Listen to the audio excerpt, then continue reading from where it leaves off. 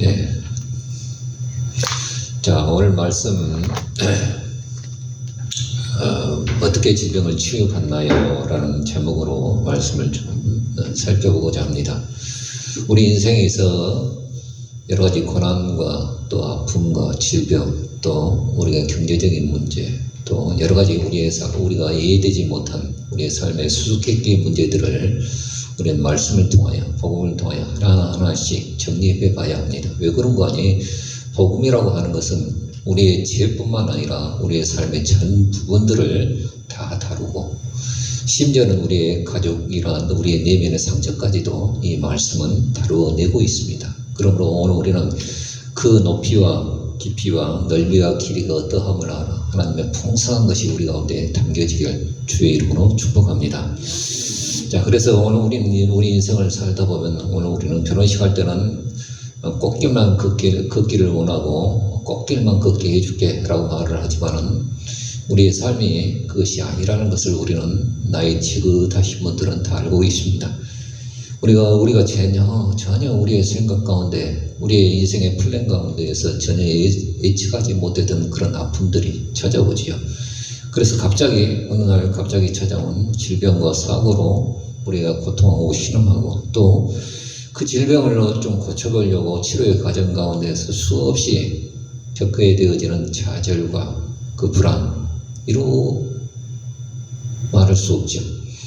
또 그런 질병의 고통으로 인하여서 격리 되어져 가지고 정말 죽음만 기다리고 있는 그 자신과 가족들이 외면하는 그 모습들을 볼 때, 가족과 소중한 기억을 통째로 잃어버리는 것을 보면 참 안타까운 것을 우리는 경험하게 되어집니다.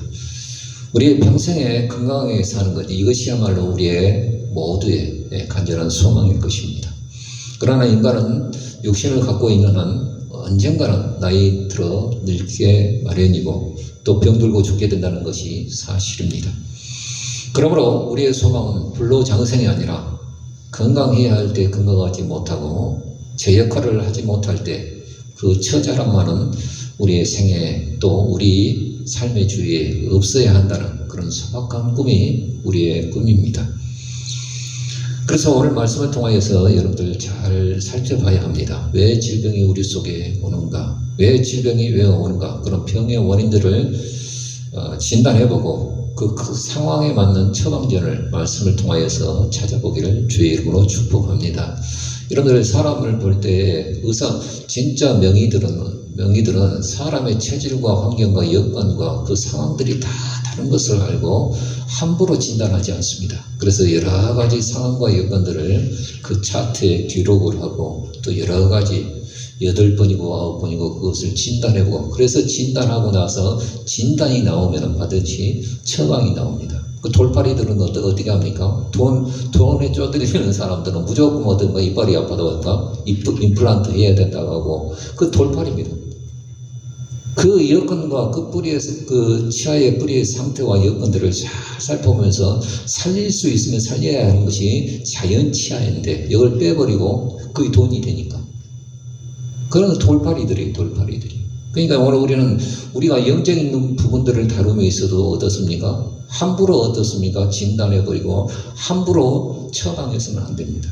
그 상태를 정확히 진단해보고, 그 진단 가운데서 어떻습니까? 우리가 어떻게 해야 할 것인가 처방전을 말씀 속에서 우리가 찾아보고 확신할 때 치유의 역사는 드러날 줄로 믿습니다. 첫째는 우리의 삶 가운데서 가로했거나 또 실수했거나 전염으로 인한 그 질병이 있다는 사실입니다. 오늘 베드로의 장모의 그 병명을 오늘 마태복음 뭐라고 말하냐? 열병이라고 말을 합니다. 열나는 병인데, 이건 괴질이고 장티푸스고 어떻습니까? 더 말해본다면 화병이에요. 그래서 갈릴리 지역이 어떤 거고, 그 당시에는 상수도 하수도 시설이 이렇게 2000년 전이니까 안 되다 보니까 물로 인하여서, 또 바닷물이 흡수됨으로 인하여서 그런 더러운 물을 먹다 보니까 이런 장티푸스 열병이 일어나는 거예요. 또 우리가 한 가지 또 추측해 볼 수가 있는 것이 뭐냐면, 가정경제를 책임져야 할 이 사이, 베드로의 장모 아닙니까? 이 사이가 예수님을 따라다님으로 인해서 모든 가정경제가 여자들의 몫이 되어지다 보니까 속에서 이런 게 올라오는 거예요. 아무리 예수님을 따라다닌다고 하고 메시아를 따라다닌다 하더라도 가정은 책임져야지 않습니까? 근데 가정을 책임지지 않고 물고기 잡아서 근거히 살아가는 그런 형편이었는데 물고기 잡는 그 직업과 배를 벌어버리고 예수님을 쫓아갔더라고.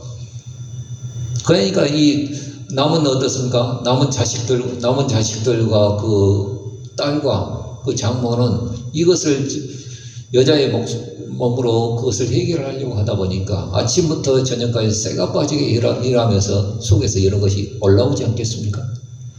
근데 우리로 말해서 화병이죠. 열병이죠. 열병이 나버린 겁니다.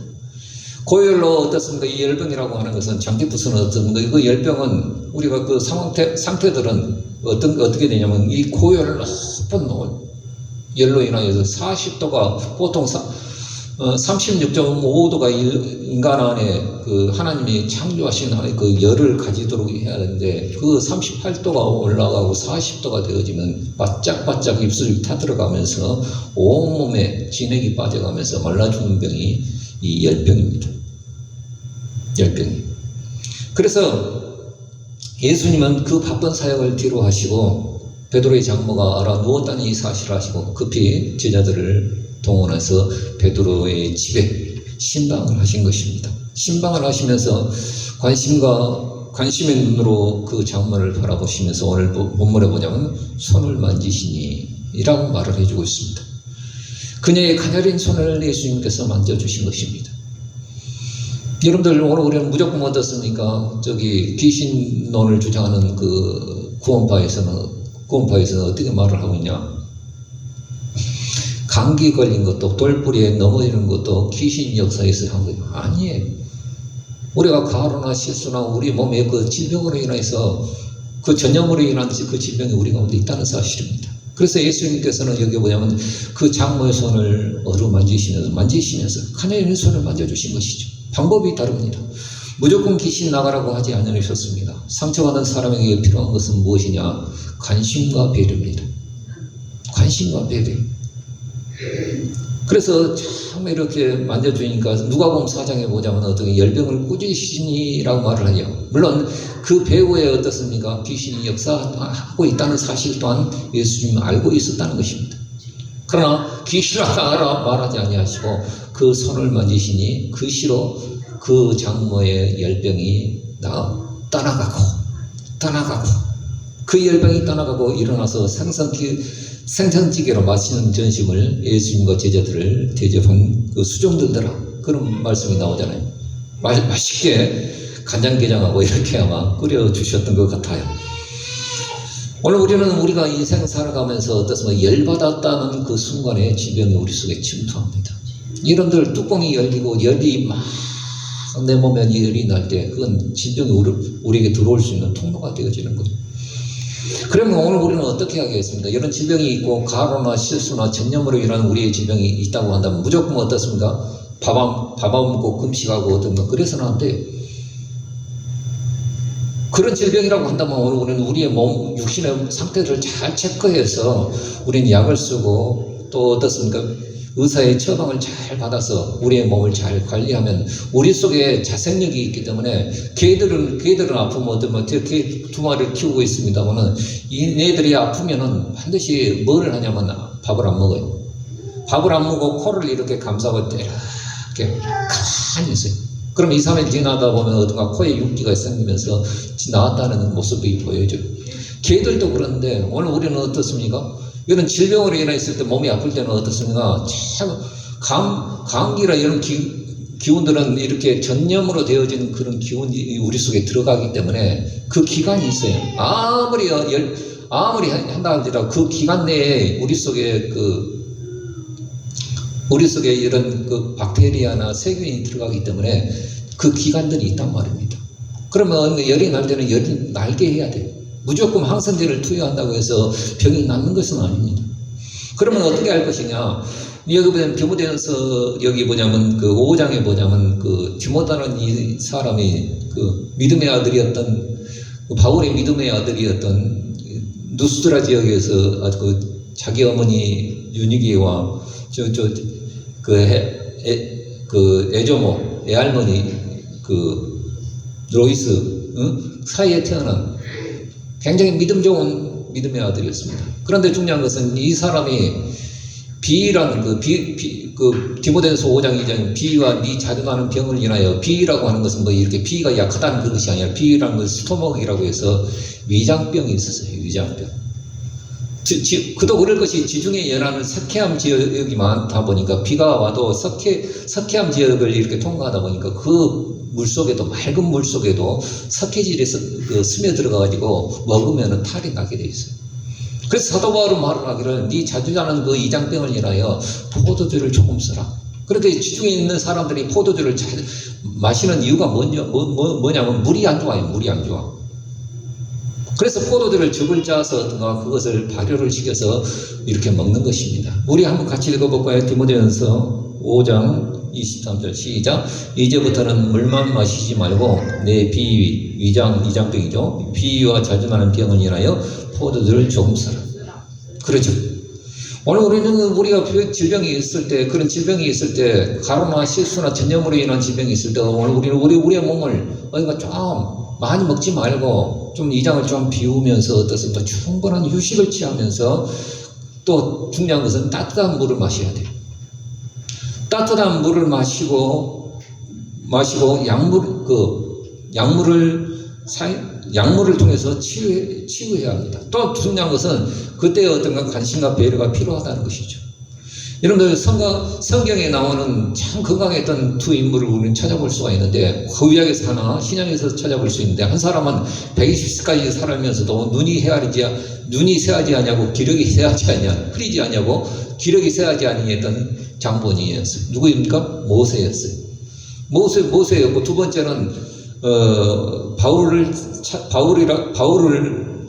찾아볼 수 있어요. 디모데후서 4장 17절의 말씀에 보자면 뭐라고 말을 하냐. 자기가 고백하는데 주께서 내 곁에 서서 나를 강건케 하시면, 아니 수많은 매를 맞았고 수많은 핍박과 어려움을 당했어도 바울은 어떻습니까? 뭐라고 말을 하냐. 주께서 내 곁에 서서 나를 강건케 해주셨다고 했어요.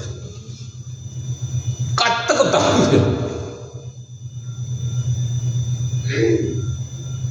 그러면 이 두 인물의 공통점을 찾아보면 우리의 건강법을, 성경이 말하는 건강법을 우리는 찾아볼 수 있습니다. 첫째는 많이 걸었어요. 모세는 광야 40여 년 동안 친히 이스라엘 200만 300만이나 되는 오합지졸의 그 이스라엘 백성들을 이끌고, 그것도 척박한 그 광야 땅을 친히 구름기둥 불기둥 용으로 인도하시는 그 하나님의 인도하심을 따라서 40여 년 동안 걸었어요. 여러분들 최고의 운동법이 뭔지 아십니까? 그것은 걷기예요. 걷기. 바울은 지중해 연안과 내륙 지방을 전도해 나가면서 어떻습니까? 노마의 그 도로가 깔린 지역이라고 한다면 그 지역을 다 팔로 걸어가면서 어떻습니까? 전도했던 인물이었습니다. 그러므로 오늘 우리가 건강하려고 한다면 아침 저녁으로 많이 걸어야 합니다. 현대인의 질병이 왜 이렇게 질병이 많으냐? 안 걸어요. 자동차 타버리고 못 타버리고 안 걸어요. 그러므로 여러분들 오늘 우리는 이제 건강하려고 한다면 많이 걸으시길 주의 이름으로 축복합니다. 두 번째는 보는 것이 새로웠습니다. 보는 것이. 모세는 하루 많은 어떻습니까? 광야 땅을 걸어가면서 이스라엘 백성들과 가면서 똑같은 사막의 기운이 아니고, 사막이라는 게 아침 보았을 때 그 사막하고 저녁에 보았을 때 그 사막과 태양빛이 모래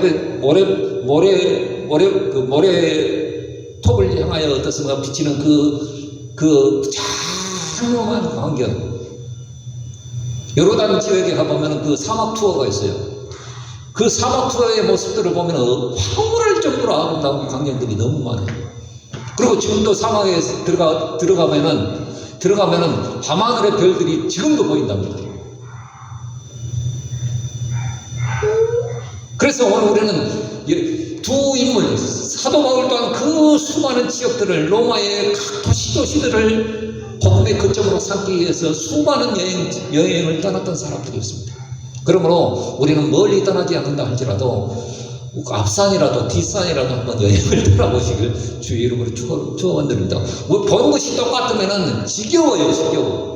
집안의 구석에 처박혀서 매일 쳐다보는 그것이 있다고 한 사람은 늙어버리기 시작합니다. 그러나 여러분들 눈이 보여지는 그 광경과 그 하나님의 놀라운 하나님의 섭리들을 봄, 여름, 가을, 겨울의 그 모습들을 찾아보면 얼마나 황홀한지 몰라요. 지금 이제는 겨울이 끝자락에 있습니다만은 겨울의 끝자락에 어떻습니까? 눈이 이렇게 뭉쳐서 이렇게 탁 그게 까치가 탁 하고 봄이 되어지면은 오만 가지 꽃들이 피어나는 그 여름에는 생명을 다하여 그 진액을 품어내는 그 놀라운 모습들, 가을에는 그 열매가 풍성히 열려서 온통 빨간색으로 칠해지는 그 자연의 광경들. 오늘 우리는 정말 오늘 우리의 삶 가운데서 보는 것이 새로워야 합니다. 보는 것이 새로운, 현대인들은 보는 것이 새롭지 않아요. 맨날 손안에 여것만 갖고 있으니까. 여기를 떼고 하나님이 만드신 그 놀라운 것들을 우리는 보고 느끼고 누릴 수 있는 귀한 은혜가 있기를 주의 이름으로 축원드립니다. 사람이 시각이 고쳐가 되어지면 어떻습니까? 이런 스마트폰에서 오는 그 전파는 굉장히 우리 눈에 해로워요. 그러나 하나님이 보여주는 그 자연의 광경들은 너무 우리의 마음을 풍족하게 한다는 거예요. 건강하게 한다는 거예요. 세 번째는 사명이 있었습니다. 정열이 있었고 그 마음에 웃음이 있었고 은혜가 있었어요. 여러분들 오늘 우리 신앙생활 가운데 여러분들 늙은 사람이 어떤 사람들입니까? 나이가 늙은 사람이 늙은 사람이라 말하지 않냐고 젊은 사람이라 할지라도 꿈이 없고 정열이 없고 희망이 없는 사람들을 늙은 사람이라고 말합니다. 여러분 오늘 우리는 늘 우리 마음에 정말 하나님이 주신 귀한 꿈들이 불일 듯 일어나는 귀한 은혜가 있기를 주의 이름으로 축복합니다. 두 번째는 우리가 더 들어가서 이제는 죄 문제로 인한 영적인 질병들이 있다는 것입니다. 우리 속에 하나님을 떠나버린 원죄가 있고 또 조상의 때부터 우상 숭배했던 그 매력들이 우리 가운데 쌓여서 어떻습니까? 우리 속에 그런 질병으로 고착화 되어진 경우도 있어요. 아니 그런 것이 어디 있겠습니까? 라고 말할지 모르지만 사무엘하에 보자면 다윗과 밧세바가 간음을 하고 낳았던 아이가 있어요. 하나님이 죽이시지 않습니까? 또 자범죄가 우리 가운데 있어요. 자범죄가 있어요. 하나님의 말씀을 무시하고 그냥 하나님이 우리에게 명령하신 그것들을 의도적으로 어떻습니까? 범하는 그 자범죄가 있어요.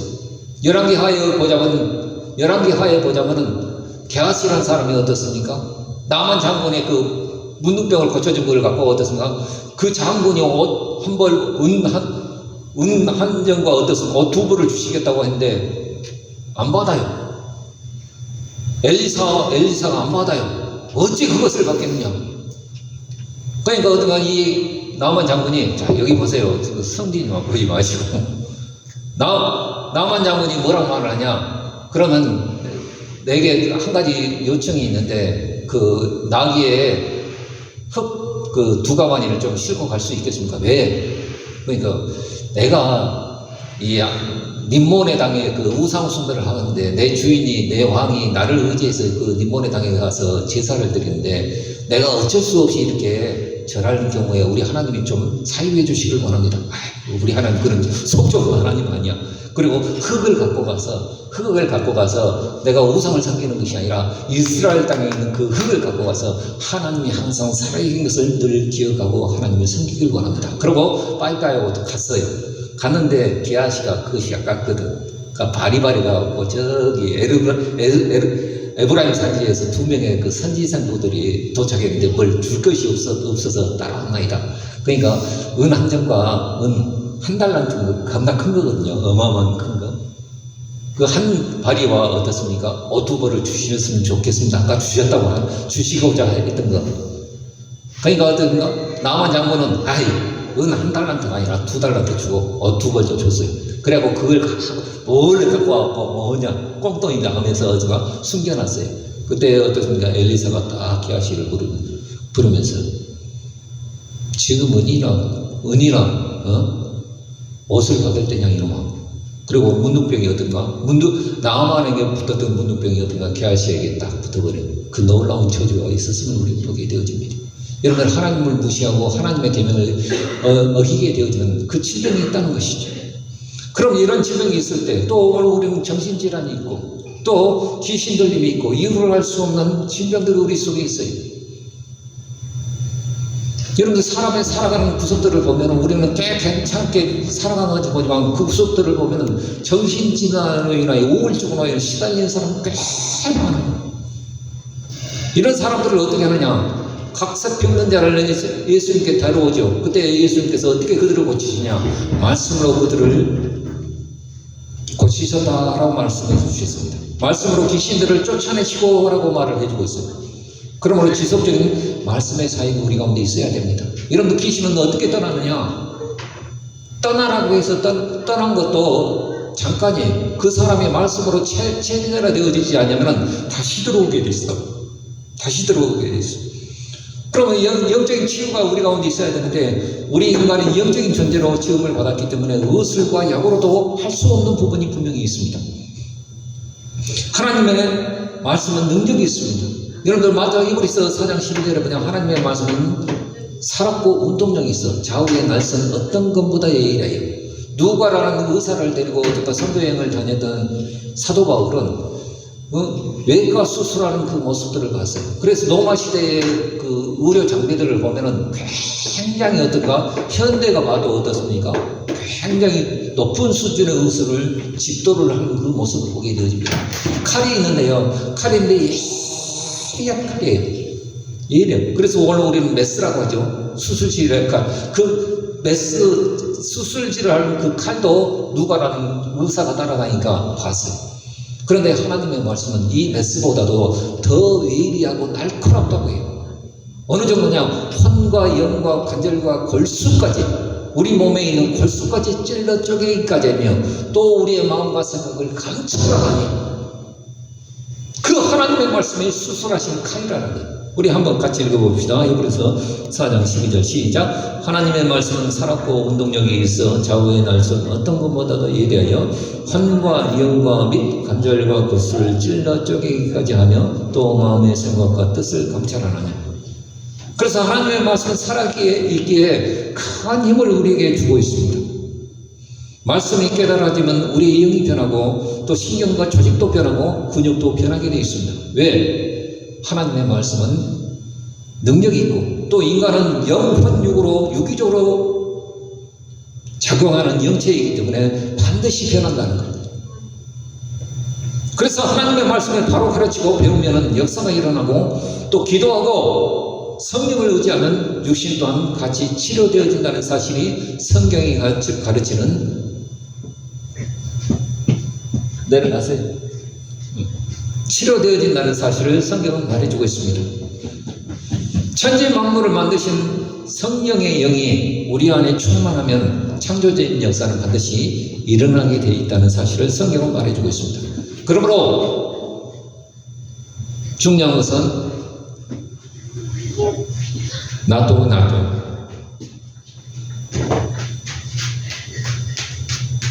중요한 것은 죄를 끊어야 된다는 거예요. 야고보서 5장에 보면 서로 병낫기를 위해서 기도하라고 말을 하죠. 혹시 죄를 범하였을지라도 사하심을 얻으리라 라고 말을 해주고 있죠. 거기에서 병과 죄를 어떤 건 무관한 관계로 말하지 않냐고 연관이 있다라고 말을 해주고 있습니다. 그러므로 여러분들 오늘 우리는 말씀을 들으면 그냥 어떤 거 국어책 읽는 것이 아니라 끊임없이 오늘 우리에게 말하는 것은 우리의 죄악을 건들고 있다는 거예요. 그 질병 이면에 죄악에 관한 얘기를 계속 하나님의 말씀은 오늘 우리에게 건들고 있다는 거예요. 그렇기 때문에 하나님의 말씀이 우리 속에 들어오면 우리의 영과 혼과 관절과 골수를 찔러 우리의 마음과 생각을 감찰해서 죄를 드러나게 해서 그 죄를 어떤가 뿌리 뽑아서 어떤가 하나님의 치유의 역사를 드러내게 하신다는 사실을 성경 말해주고 있습니다.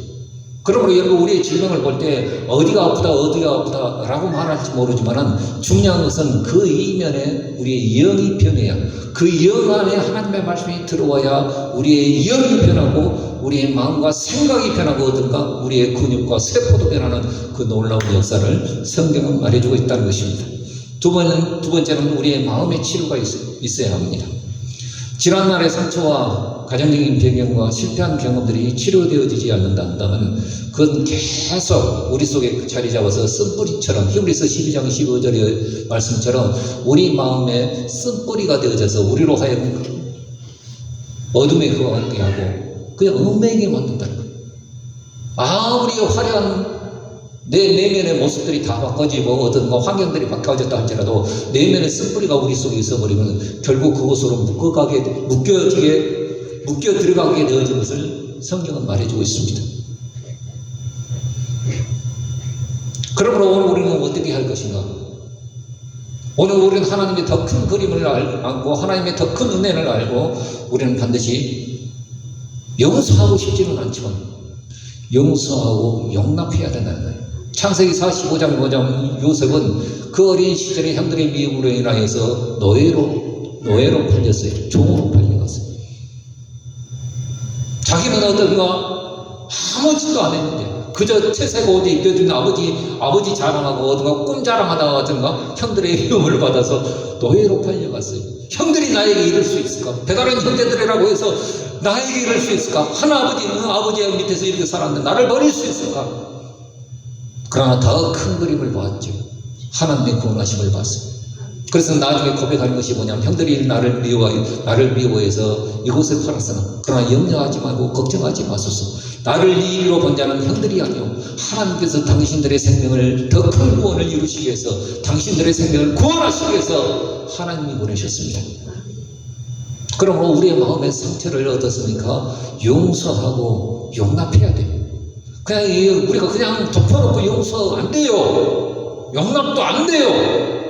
그러나 하나님의 큰 그림 말씀을 보면 요셉을 다루신 하나님이 내 안에 계시고 야곱을 다루신 그 하나님이 내 안에 계시니까 어떤가 이해가 되어지고 뭔가 해석이 되어지고 그냥 용서하면 어떤가 내가 살아날 길이 거기에 있다는 것을 성경은 말해주고 있습니다.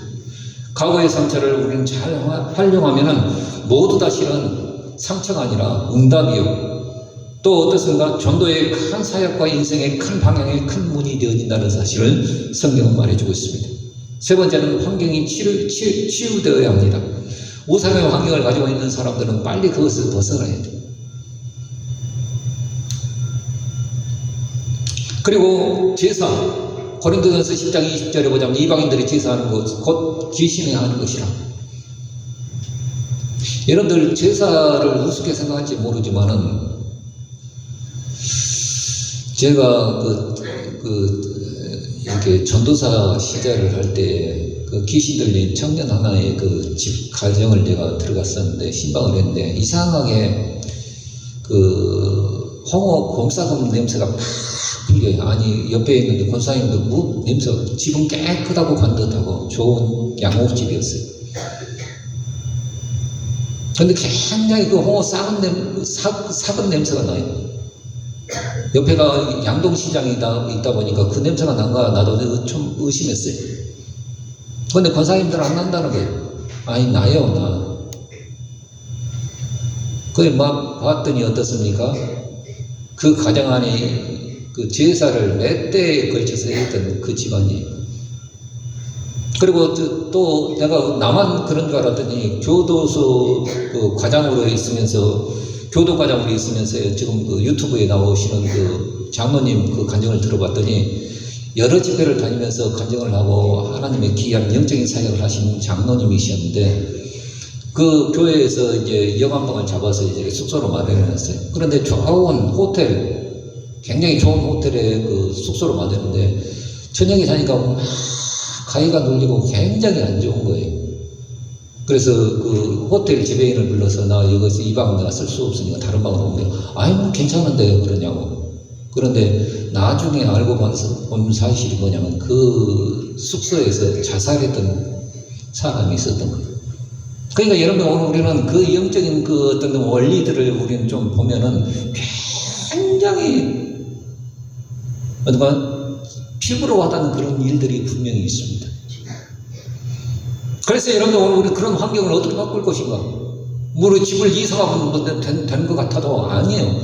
우리가 바꿀 수 있는 단 하나의 방법이 뭐냐면은 우리가 쉬지 말고 기도하고 우리가 성령이 충만해져 버리면 그 영들은 그 사람의 자살한 영이 들어와서 이렇게 하는 것이 아니라 그 자살한 사람의 어떤가 미혹했던 그 귀신의 영들이 역사하는 것이죠.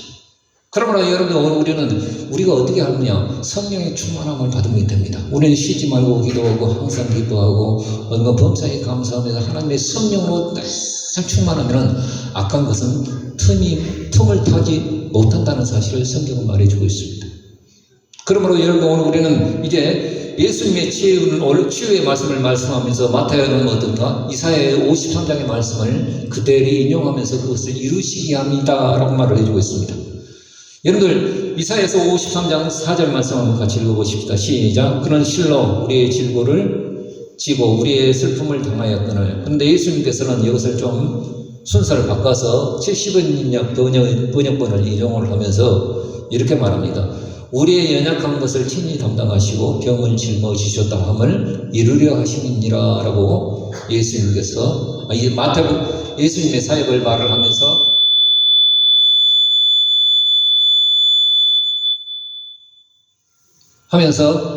그 이사야 말씀을 인용을 해주고 있습니다.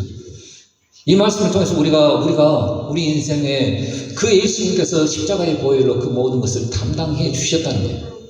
근데 여러분들 잘 알으셔야 할 것은 뭐냐면 예수님이 능력이시고 우리의 모든 것을 담당해 주셨다 할지라도 그 치유의 능력은 어느 때 우리 속에 있느냐. 예수님께서 12회를 혈종으로 앓던 여인이 하나 있었어요. 그래서 해당당 야이로의 딸이 죽어간다는 그 소식을 듣고 그 길을 걸어가던 중이었어요. 많은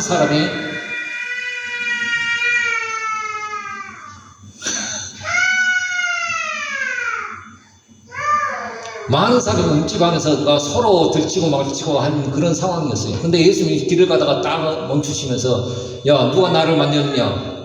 베드로와 이거 사도들이 이 사람들이 많은 사람들이 다 움찔해서 가는데 누가 만졌다고 그렇게 하십니까? 아이고 바쁘신데 빨리 가십시다. 그때 12회를 혈종을 앓던 그 여인이 있는데 많은 의원에게 많은 격을 받아서 있던 것도 다 허비해서 가족들에게 쫓겨났고 어떻습니까? 오히려 병이 중화에 더던 차에 예수의 소문을 듣고 그 마음 중심에 뭐냐? 그 옷자락에 내 손을 대어도 맞겠다는 그 믿음 하나로 그냥 예수님의 몰래 숨어 들어가서 얼굴을 가리고 예수님의 옷자락에 딱 손을 댔어요. 그때 자기 몸이 느낀 거예요. 자기의 혈류의 근원이 딱 나왔은 것을 알고 예수님께서 누가 만졌냐 이렇게 그러니까 다 깨달은 것이죠. 그때 두려워 떨어서 이 여인이 예수님께 딱 와서 이러고 있는 거예요. 그때 예수님께서 하시는 말씀이 뭡니까? 내 믿음이 너를 구원하였느니라. 우리가 이 말씀을 잘 이해를 해봐야 돼요. 내 믿음이 우리가 생각할 때에는 내 능력이 너를 구원하였느니라 라고 하셔야 쉬울 것인데 여기 보자면 내 믿음이 너를 구원하였느니라. 10명의 문둥정자가 와서 예수님께서 와서 어떤가 다 고침받고 어떤가 제사장이 보이라고 하니까 다 가다가 어떻습니까? 나서버리잖아요. 근데 한 종이 그것도 사마리아 사람이 와서 예수님께 다시 와서 살해하고 감사할 때 어떤가 그때도 예수님께서 하시는 말씀이 뭐냐면 내 믿음이 너를 구원하였느니라 이 말을 또 하셔요. 베다니 마리아가 어떻습니까? 시몬이라고 하는 그 집에 들어가서 음식을 잡수실 때에 배단이 그 마리아가 와서 어떤 자기 향유옥합을 다 깨서 어떻습니까? 예수님을 발에 부어드리고 어떻습니까? 할 때 어떻습니까? 그때도 예수님께서 이 여인을 향하여 뭐라고 하냐? 내 믿음이 너를 구원하였느니라. 이렇게 말해요. 이 말을 어떻게 생각하십니까? 여러분들 하나님의 능력은 예수 그리스도를 통해서 이미 짊어지시고 담당하시고 다 치워버리시고 거듭하시고 어떻습니까? 우리 속에 능력으로 역사해 주셔야 돼요. 근데 왜 우리는 그것이 일어나지 않느냐? 여기 보자면 이 건물에 전기가 흐릅니다. 눈에 보이지 않는 전기가 흐릅니다. 이 전기를 우리가 쓸 수 있는 유일한 것은 무엇입니까? 이 220V라는 플러그를 꽂을 때 전기를 사용하신 것처럼 우리 속에 어딘가 믿음의 플러그가 우리 가운데 있어야 돼요. 그래서 여러분들 오늘 우리는 이 어떤 믿음이 우리 속에 있어야 됩니다. 만약에 내 능력이 너를 구원하였느니라 라고 예수님께서 그 12의 혈륜증 아는 여인에게 말했다고 한다면 그날부터 어떻습니까? 사람들이 물어봐요. 어떻게 당신이 그 혈류의 근원이 알으셨습니까? 물어보면 어떻습니까? 사람들이 뭐니까 내가 가다가 내 믿음이 그냥 그 옷자락에만 손을 대어도 낫겠다는 믿음으로 그 옷자락을 만졌나이다 이렇게 말을 하면 어떻습니까? 그때부터 사람들은 관심이 어디 있느냐? 옷자락, 예수님 주무실 때 슬쩍 가서 그 옷자락을 딱 빼갖고 어떻습니까? 이 옷자락이 능력이 있어. 이 옷자락에 신비가 있어. 그러고 어떤가 딱 한 번 만지는데 500만 원. 한 번 만지는데 1000만 원. 여기 종교 사기꾼들이 하는 짓거리입니다. 그런데 그것이 아니잖아요. 믿음이라는 거예요. 여러분 전기가 흘러가는데 어떻습니까? 눈에 보이지 않는 그 전기 능력이 흘러가는데 우리에게 필요한 것이 뭐냐면 믿음이라고 하는 플러그 외에는 없습니다. 그러고 여러분 우리가 구원받고 치유받는 놀라운 역사는 뭐냐? 여러분 사도행전 3장 16절에 보자면 자 여기까지 말씀하십시다. 이양 끝난 거. 어차피 올 사람도 없고. 사도행전 3장 16절에 보자면 나 40년 동안 한 번도 남에서 한 번도 걸어보지 못한 불쌍한 안전뱅이가 성전 미문에 앉아있어요. 항시 사람들을 대동해서 그 성전 미문에 딱 앉아서 구걸하는 인생이었어요. 성전에 들어가지도 못하고 경배하지도 못하고 하나님의 이름을 불러내지도 못하는 그런 사람이었어요. 그런데 베드로 요한이 제9시 기도 시간에 들어가다가 이 성전 미문에 앉아있는 사람을 보고 그 속에 믿음이 뭔가 성령이 감동되어지면 뭔가 힌트가 있어요. 그래서 뭔가 그건 내게 없습니다. 내게 있는 것으로 당신에게 주는 나사렛 예수 그리스도의 이름으로 일어나 걸으십시오 하고 어느 손을 잡아 탁 일으키니까 걷기도 하며 뛰기도 하며 하나님 놀라운 일들이 일어났어요. 그래갖고 이 사람이 베드로 요한을 붙잡고 어떻습니까? 있으니까 솔로몬 행각에 모든 사람이 모여서 어떻게 이런 일이 일어날 수 있느냐? 그때 베드로가 일장 연설을 하는데 예루살렘 사람들이요 왜 우리의 개인의 경건과 능력으로 이 사람을 걷게 한 것처럼 우리를 축복하십니까? 아니에요. 너희가 십자가에 못 박힌 그 예수를 하나님이 살리셨고 그분은 살아계신 하나님의 아들이십니다. 우리가 증인입니다. 그리고 그 이름을 믿음으로 그 이름을 믿음으로 그 믿음의 이름에 속한 그 이름을 너희가 배우고 아는 이 사람을 성하게 하였나니 예수로 말미암아 나는 믿음이 너희 모든 사람 앞에서 이같이 완전히 낫게 하셨습니다 라고 고백하는 것을 봐요. 그러면 여러분들 오늘 우리의 필요한 것이 뭐냐? 진짜 우리는 믿음 외에는 없습니다. 그게 뭐냐면 내 믿음이 아니라 우리가 그 로마서의 말씀처럼 마음으로 믿고 한번 따라서 봅시다. 마음으로 믿고 입으로 시인하여. 여기 믿음이에요. 믿음. 언제 100만 원 내라는 적 없습니다. 1000만 원 낸 적 예수 그리스도를 마음으로 믿고 입술로 시인해서 어떻습니까? 딱 믿음으로 터치하는 거예요. 그거 옷자리죠.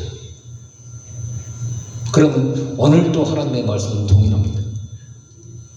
그러면 그 믿음으로 얻으면 그 옷자리에 손을 딱 대는 그 순간에 전기는 통하게 돼 있듯이 치유의 역사는 흐르게 돼 있습니다. 그러면 여러분 개인의 능력과 경건의 능력으로 이 사람을 걷게 한 것처럼 우리를 주복하느냐? 베드로도 말했어요. 그런데 어떤 사람들은 불의 사자라는 말을 하면서 자기를 드러내요. 그건 다 짜다예요. 짜다. 불화예요. 우리가 능력이 없고 경건하지 못해도 하나님의 능력은 말씀 안에서 이루어진다는 사실을 기억하길 주의 이름으로 축원드립니다. 기도하겠습니다.